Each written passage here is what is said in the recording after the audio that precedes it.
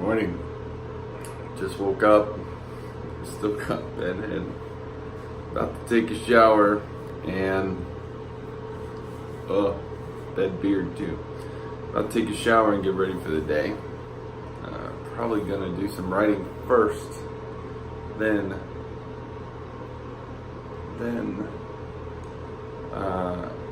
we'll see where it goes from there. All right.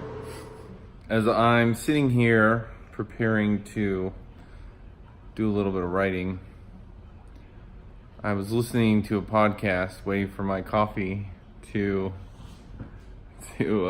drip, or whatever coffee does to be ready. And it triggered a thought in my mind that I noticed that a lot of writers have. And I've kind of mentioned this before, but maybe not from this perspective or this angle, which is a lot of times you'll see aspiring writers, they're concerned about what's going to happen in the future once they write their book, rather than just writing their book. And because of this, like, they get in their own heads, and it prevents them from doing the one thing that they're trying to do. And it just blows my mind, but in the same respect, I was there once as well, so I completely understand what that's like. The main excuse, or the main argument that I hear all the time from people who say they want to write a book is, well, what if when I write the book it doesn't sell? Or what if when I write the book nobody likes it, or it doesn't get any reviews, and all of these things? And it's like, but you haven't written the book yet. So how, like, you gotta do the first thing before you can even ponder or fathom what's gonna happen on the second thing, because there are so many factors at play. The world is changing every day. Maybe whatever topic that you wrote on, it wasn't important today and it is now, or vice versa. But even more importantly, a lot of it is just people lack self-confidence. I'm not saying that everybody is meant to be a writer, and I'm not saying that every story that's written is gonna be the next best story. But far too many people who are capable, and actually, I will caveat this, that most of the people who procrastinate because they're in their head, a lot of them are the more intelligent, affluent people.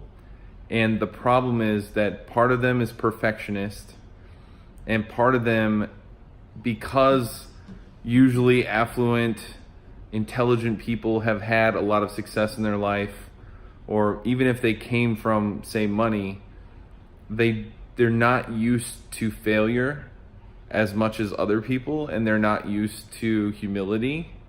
And so to them, one of their greatest fears is being seen as inferior. And I think that's a fear that all of us have. But it's interesting because a lot of the people who, so when I just said a second ago, not every book is meant to be like a great bestseller, and not everybody has the next great book in them. A lot of people who do write books, like, often, but they're not that good. The one thing that they have is they have this self-confidence, or some of them, they just don't care.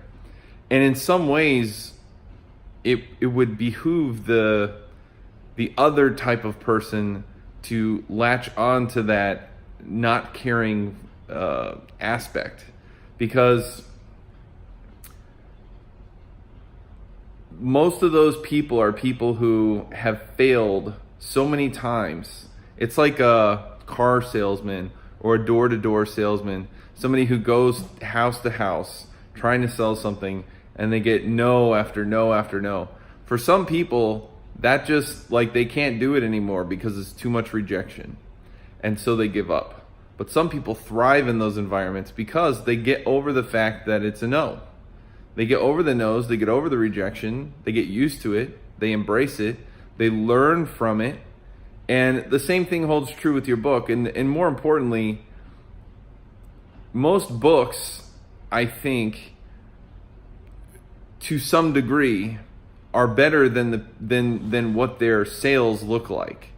It's more about the person and how they market the book afterwards that ends up being the problem. And of course, you'll have books that were marketed well, lots of people read them, and they weren't that good. But it's like, I'm trying to think of a way to articulate it. Think about how many movies come out that are not good, and you're like, how did this even make it to the big screen? Somebody marketed it really well. And even that in and of itself is a bit of a success.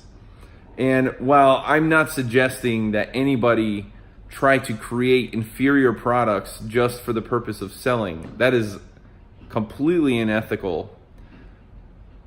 If you are writing your book, one, from a place of like, you're doing it because this is something you love the story, you love the characters, and at the same time you're trying to add value or entertainment to the audience, then you shouldn't feel bad if your book isn't received well. Because even in all of those, bad movies and stuff, and bad books, like, there are still some people who enjoyed them. And another really strange phenomenon is that some stories become cult classics because they're so terrible. But at the heart of many of those cult classics is that there's a layer that I would call the X factor that just shines through. Most of those films, most of those stories that last, even though they stink, it's because there was an X factor. You can really tell that the people who did the project were trying their hardest. They were trying, they had good intentions. And again, I'm not saying that every book that's written with good intentions is going to sell great or anything like that, but like, the main point was people get so much wrapped up in their heads. And it's not always about writing a book. It could be about going on a diet. It could be about going to the gym. It could be about asking someone out. There's all these things, but at the end of the day, it's about execution. It's about sitting down, doing the work. It's about showing, like, you have to have a proof of concept. Yesterday, I went to a business expo. If you guys watched the last episode, I went to a business expo, and you don't know how many people told me they want to write a book. And most of them have not even written one word. And so my question that I ask myself is like, and I asked them too, actually. I'm like, so how are you going to write a book if you've never even written a word? Now, is it impossible? No. Especially people who are business owners or entrepreneurs. Maybe they just lack confidence, and their goal, their aspiration isn't to become a writer. They just want a book to help facilitate their business goals. Those kind of people, even if they haven't written, they have a chance.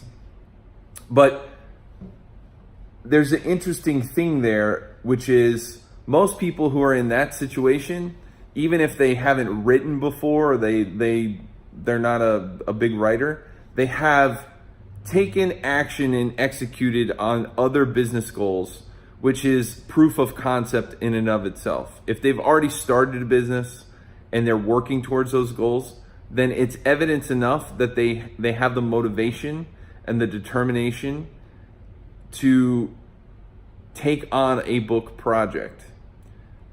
And there are a couple other things you could look at it from in terms of like education. Someone who's already gotten a degree, maybe they're AA, maybe they're bachelors, especially people who have gotten like masters, doctorates.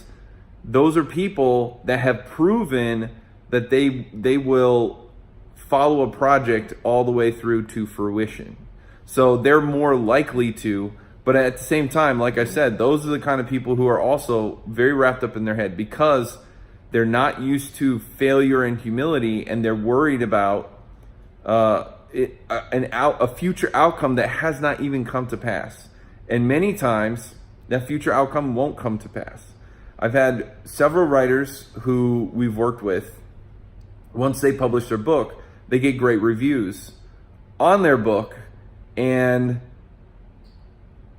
they were so worried that no one would even like what they were going to write. So, if that's you, and it doesn't have to be writing, it could be maybe there's a girl you've been thinking about asking out, or maybe just in general, or a guy that you've been planning to ask out, but maybe just in general with relationships, you've been considering getting into a serious relationship, but you haven't actually taken any steps. You haven't gone out to meet people, or if you're not executing, if you're not taking action on those goals, then you're just up in your head.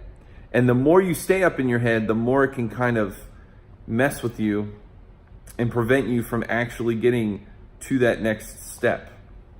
So anyways, just a random thought that I had when it was triggered. And I see it with writers all the time. I myself had the same thing. It took me years to write one book, and it wasn't even a fiction book, and it was because I was wrapped up in my head. But once I did execute on a very small project, and that's the other thing, start small. That is the big thing. Don't think that you're going to write a novel the first time out. Don't think that you're going to, get a stunner 10 guy or girl the first person you go and talk to. It's going to take time to cultivate your skills and abilities. And I would even, there is that chance that you get the luck of the draw, and the very first one out the gate is a big success. Whether it's a person, a business, a book, whatever, and that's great for you. But then you have to be concerned about one-hit wonder syndrome, because you didn't go through all the failures and missteps. The next time you try, then you may end up, you won't be able to replicate it because you didn't go through all of those hard, difficult things. The same thing holds true, even with this YouTube channel. I started it, and it took a long time to just get to where we are now.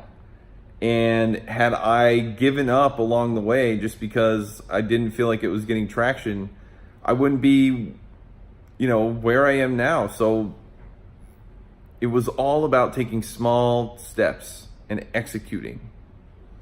All right, I need to get writing. I myself need to go and start executing. All right, so here you can see I'm just writing. It's the most exciting thing in the world. And this is the crazy thing about writers and readers, is that in your mind, there's a lot of things going on. Explosions, drama, dialogue. But in real life, this is how cool and exciting writing looks like. This is it. This is what you get. Nothing more, nothing less. And I think the thing that's kind of interesting is this is the way that people who are stuck in their heads, this is how they look to the outside world. They have a lot of things going on in their mind, but what they don't realize is that it looks as boring as me writing. And just for everybody's, so I don't know if I mentioned it already, but in this particular clip, I'm editing, so I'm reviewing some stuff, trying to think of the best way to word it. And that's it. Okay, let's see. Now here, what we have is Susie and Grace and I went to the local gym, the the gym in our complex, and we did a quick workout. I did mainly sprints. She did a couple other things because she was kind of behind on her workouts. And we basically just tried to get something in before we ate, because we're firm believers in doing a pretty good exercise before you eat, as you can see. Okay, just got done working out in the apartment gym. Did about 8 sprints with the little one and the big one. She just finished up. And now it's time to eat finally after about 20 something hours. All right, and that does it for today. I'll see you next episode. If you haven't already, go ahead and like the video if you liked it. And if you'd like to see more content like this, go ahead and subscribe and you'll get all my latest videos and shit like that. And of course, if you know someone that might benefit from watching me and my videos, then let them know about that too. You can catch me on all the different social media, YouTube, obviously, Twitter, Facebook, Instagram, Snapchat, and all those other things. I have a blog as well. Links are in the YouTube channel and probably down below. If you have a question, hit me up. Peace.